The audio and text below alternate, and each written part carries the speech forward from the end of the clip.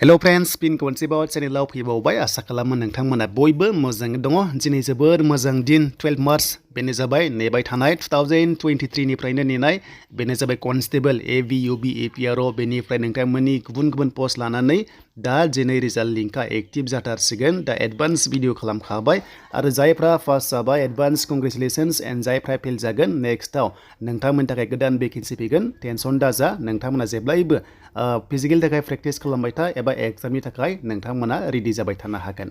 दा जों अफिसियेल साइडआव फैखाबाय आरो बेयाव फैनाय लोगो लोगो नोंथांमोननि रिजाल्ट नोंथांमोना थाबैनो दिनै मोनसिगोन। दायो भिडिअ खालामनाय टाइमाव होथ'वाखै नैबे होनाय पस्टनि नोंथांमोना रिजाल्ट मोनगोन।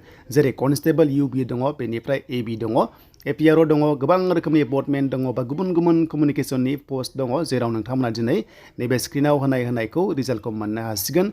बेनो जाबाय फिजिकेल टेस्टनि आरो फिजिकेल टेस्टआ पास जानाय लोगो लोगो नोंथांमोनखौ लाबावगोन एग्जाम आरो एग्जाम जोबखांनानै भाइभा लाबावगोन बेजों दाजाबनानैसो नोंथांमोननि साख्रि लास्ट प्रसेसआव। दा जों नटिसखौ नायनोसै। दा फाइनालि जों नटिसखौ नायबाय आरो बेयाव मोनसे बाथ्रा नोंथांमोननिया 11 AM जानाय लोगो लोगो 11टा जानाय लोगो लोगो SLPRBनि अफिसियेल साइटआव नोंथांमोना एक्टिभ जानाय लोगो लोगोनो हासिगोन। दायो जाथ'वाखै एडभान्स खालामखाबाय भिडिअखौ। दा बयनिसिमबो नोंथांमोननि गोजोननाय जासिहरबाय जायनोखि जोंनि फेमिलिनिफ्राय पास जागोन।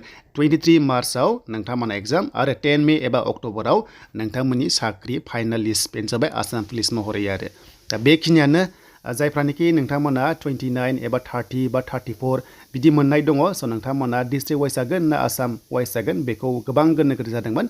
नाथाय दिनै गासैबो रोखा जासिगोन जेबो टेनसन गैया।